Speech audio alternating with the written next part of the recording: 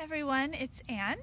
Just getting started to launch this 29 days of humble giving program in a couple of days, and I keep getting different questions from people that I feel like I want to respond to, and this feels like the most efficient and thorough way for me to do that. So the first question is there's this question of time, right? And I don't have time. I'm already really busy. I can't fit anything else into my schedule. That kind of concern. So please don't take this as, me trying to convince you that your instincts are wrong and you should fit this in and, you can do it like that. But really just wanted to offer this perspective in case it resonates with you.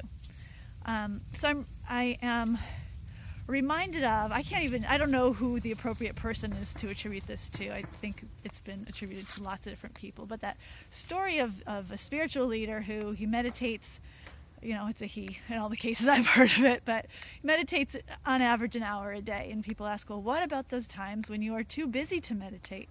And the answer is, those are the days I meditate 2 hours. So there is something for me, and that this is really going to be relevant for my life too for next month.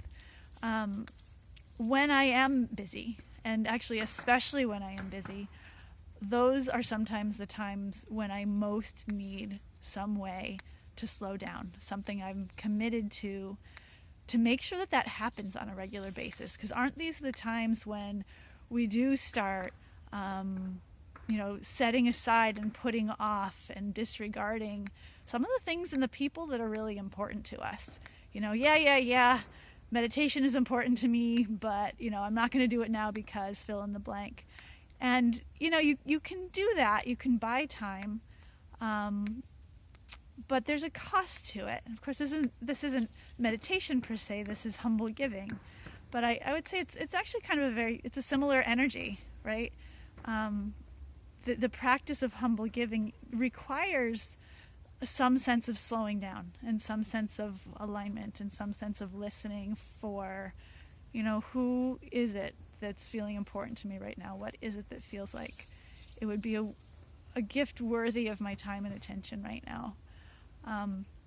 And that practice is a really powerful practice anytime, but I would just argue, especially when you are so busy that you would be tempted to, do less of that, and have to then at the end of your busyness kind of clean up some messes, and then you're overwhelmed with I've really disregarded the people that are important to me.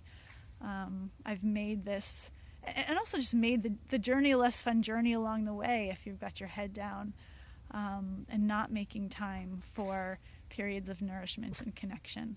So I offer this program not just to people who have the time and would like to take it, but for the people who don't have the time and also really want to take the time and to, as Stephen Covey says, put the first things first, put the rocks in the jar before you put all the little things in the jar.